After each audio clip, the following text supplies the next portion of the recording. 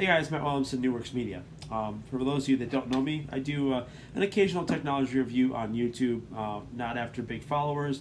Don't really care about revenue. In fact, I don't make any money on the videos, which goes to my point of the people that are essentially just out for cash grabs and getting the first video out for the continuing theme of Bendgate for anything that Apple produces. For whatever reason, there's a sub-economy within the Apple community to stress test and destroy devices where the equivalent doesn't happen on some of their competitor devices. The exception of phones, there's some really good bloggers out there that actually test some of the phones, stuff like that, but they don't use any type of methodology to it or any scientific method to it. For instance, there's a lot of people out right now that are just adamant about bending the new iPad Pro 11 with one I have here.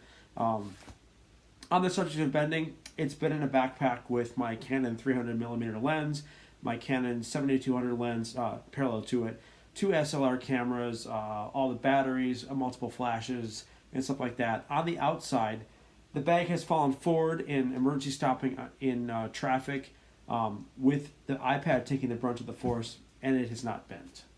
Do I expect it to bend? No. Is there a likelihood that you can bend it if you apply force to it? Sure.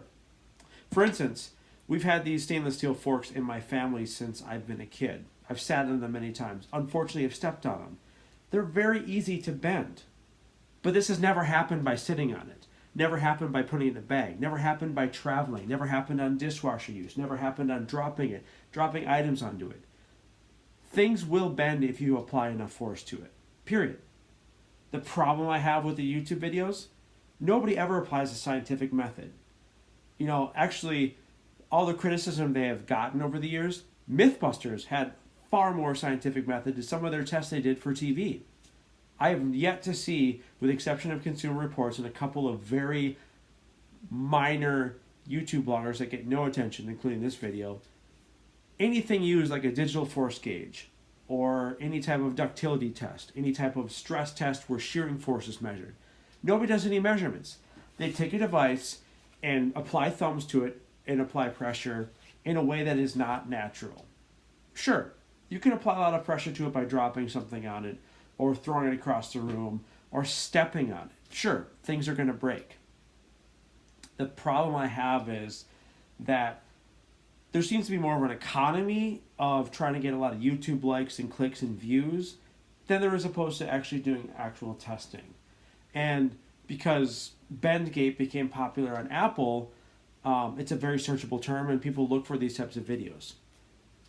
If you try to do a search for a similar device, the Google Pixel, any of the Google Slates, the Samsung tablets, or the Microsoft Surface, there's very little videos out there on YouTube. Why? I have no idea. Maybe they're not the target of, people trying to test things, or maybe it's the fact that nice people or nice companies tend to get negative feedback because people hate things. I don't know. Me personally, I'm not an Apple defender, but at the same time I can understand, and I don't like when people are being picked on. Huge fan of Google, huge fan of Microsoft. I have Google Pixel phones. I've got a Google Pixel phones. I have a Microsoft Surface. I have multiple iPads. I have Windows machines that I've built. I've been involved in the industry for years, but people need to lay off this cash grab of doing these YouTube videos to try to get, followers and likes.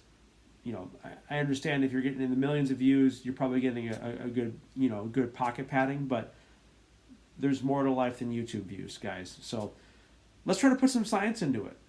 How many pounds of force does it take, and what type of a load does it take to bend an iPad? I'm not going to damage my own iPad to test it, but I do field test these things. I'm video recording this on an iPad Pro 10.5 that I've had for over a year.